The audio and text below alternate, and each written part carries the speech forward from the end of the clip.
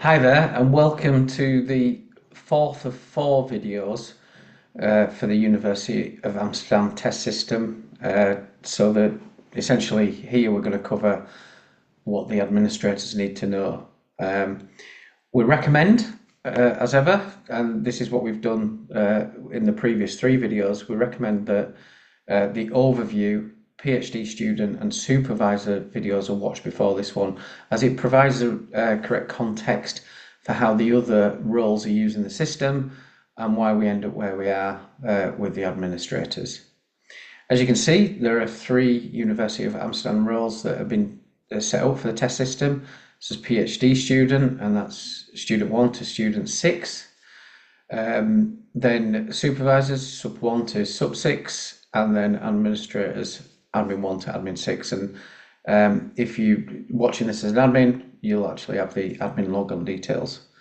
Now, a point to note, this is the University of Greenwich's configuration for their training plan process. The University of Greenwich were kind enough to let us use their configuration. So basically this test system's hosted on their configuration out in the cloud. And it basically takes us through, or the test system takes us through the University of Greenwich's approach to training plan, which is basically, and as you'll see with the PhD student view, and also to a lesser extent the supervisor view, it's based on the student completing a development needs analysis, could be independently, could be with a supervisor, and then actually having a meeting with the supervisor or supervisor team and actually reviewing that development needs analysis, having a discussion, and then agreeing what the training plan actions are. So you'll see it's in two parts within the test system. And essentially what we've done, and I'll bring it out when we get to the test system, what we've done is keep the supervisor or supervisory record meeting nice and simple, but we can actually configure it to any requirements essentially.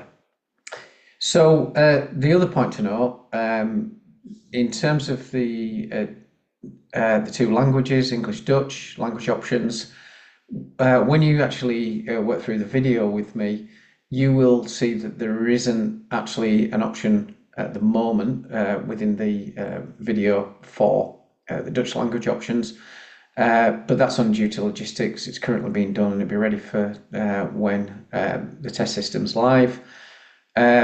So normally what you see is the two country flags and you can toggle between them. So that will be ready, like I said, once you log in. Now, we work with our clients in consultation to get the translation right. What we have done is translate the key bits like the main menu, that kind of thing. But the things that are technically out of scope, such as the skills assessment framework or the skills framework, and actually things like course administration, which you'll see in the administrator's view, they're out of scope for the test system, but we thought we'd show you that so you can get a sense gradually of how big the system is. And if you've watched the overview video, you'll see that we're probably using less than 1% of the entire capability of the system in this testing scenario. So what we've done, because certainly skills framework and the course administration side of things, it would be significant to actually have translated. We've not translated them because we'd like to work with the clients to translate them properly, actually, and there may be some nuances on those two aspects that wouldn't translate directly if you use translation things such as ChatGPT, etc. So we work with clients to get that right, but you will see that there's definitely two options on language, and the main things that are within scope for the test system are actually covered. Okay, so without further ado, let's go to the test system, and I'm going to log in as admin 1.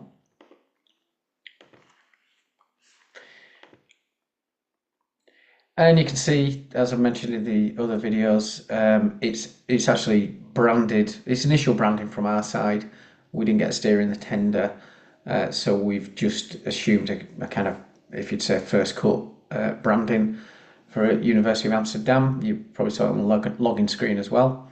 And here you can see an interesting thing, which has not been available in the other two roles, is you've got a thing called a role picker here, and you can actually move between roles as a user, depending on what your say privilege and authority levels are. So at the moment, I'm logged in as course administrator, which is kind of like a super powered one. Another super powered one would be user account administrator, where you can actually manipulate and edit users. But what I'll actually do first of all is just go into PGR administration. Now that's the equivalent of PhD student administration. So we'll start there first. And what you can see here is there's a home screen, student development option, supervisory meeting option, timeline, and help. The home screen, as I've mentioned in the other two videos, would normally be a dashboard. So admin would log on here and see all the tasks that are outstanding for them to actually execute in priority order within that dashboard. And there's really powerful for admins. There's say a lot of universities before implementation of SkillsForge that we've come across where they basically use if you'd say a doctoral college, or PhD student centre inbox, and they use the inbox to manage all of the requests that are coming in from students. Whereas actually, as soon as you implement SkillsForge, that's completely eradicated. All our university customers said, the email inbox is dead because everything gets managed in the system, and only things that are required action from the administrators populate the dashboard.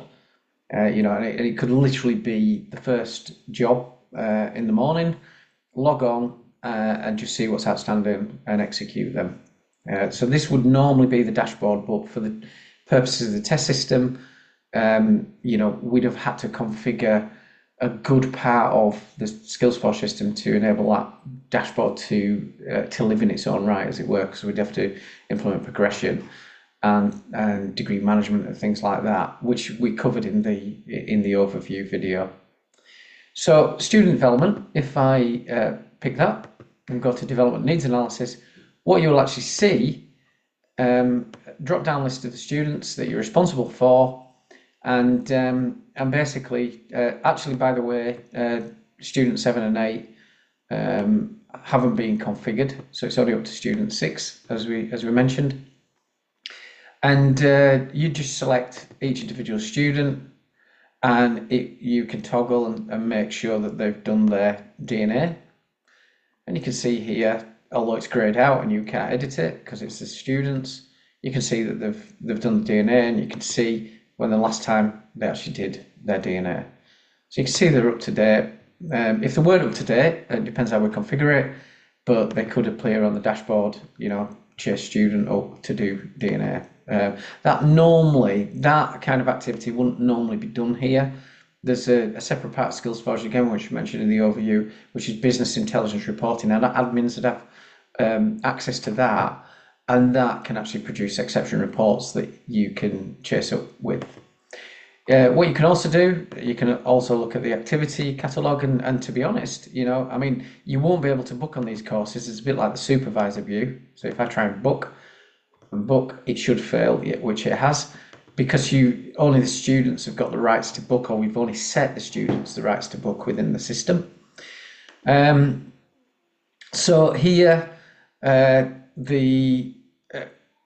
essentially you can look at the activity catalogue, and if you did have the rights to book, you've obviously got the rights to view the courses, because we've just done that.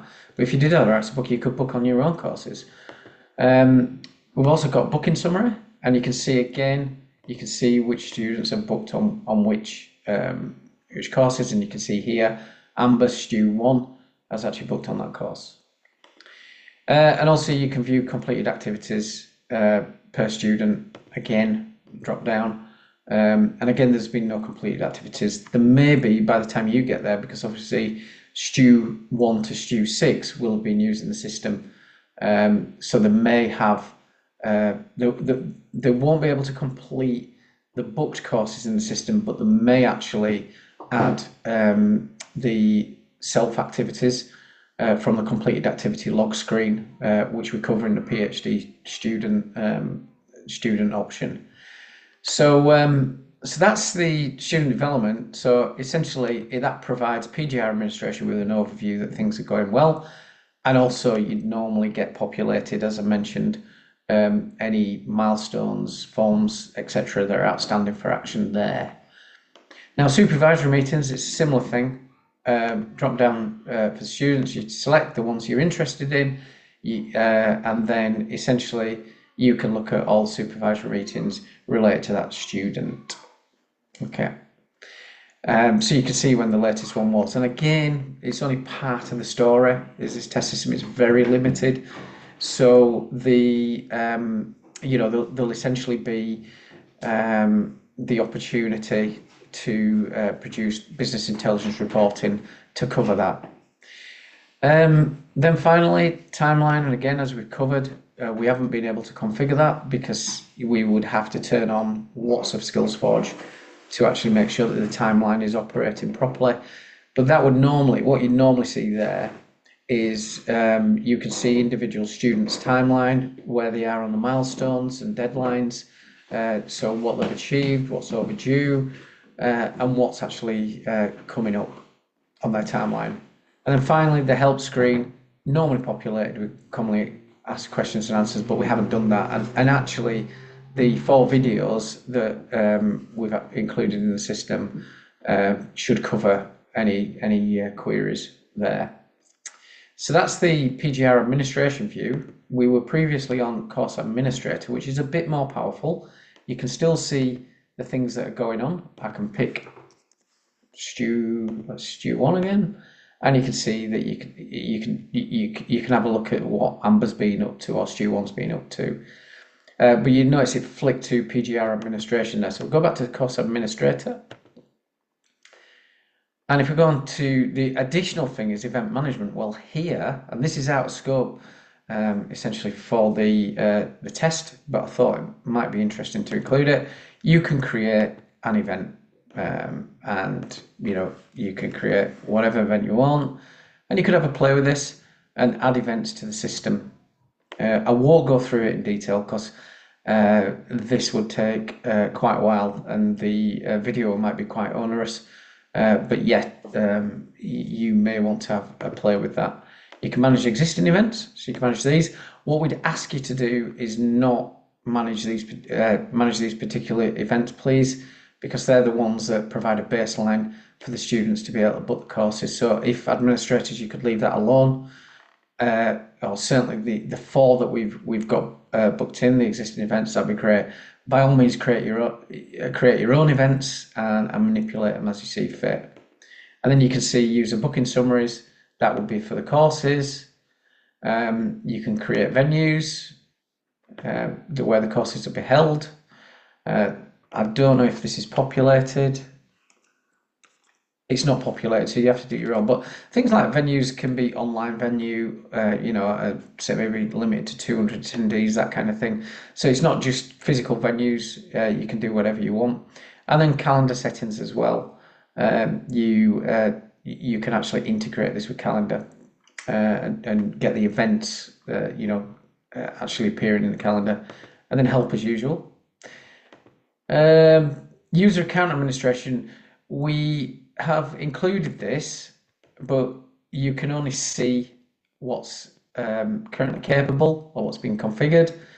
We haven't enabled it so that you can manipulate existing users, because if you actually edited those existing users, you may actually affect the test system. So obviously we need Stu 1 to 6 and admin 1 to 6 and sub 1 to 6 to be operational and not affected by any in-system edits at this point. And then there's another one, course facilitator, which is again a cut down version.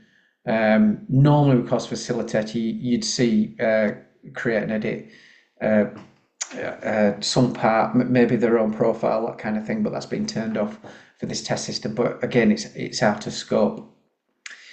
So that is it for the admin view. I hope you found it interesting. And like I said, cannot stress enough, uh, listen and watch all 4 videos so you get a really good feel for the use of the system before you actually embark on playing with the system. But have fun, have a play, and hopefully you enjoy having a look. Thank you very much.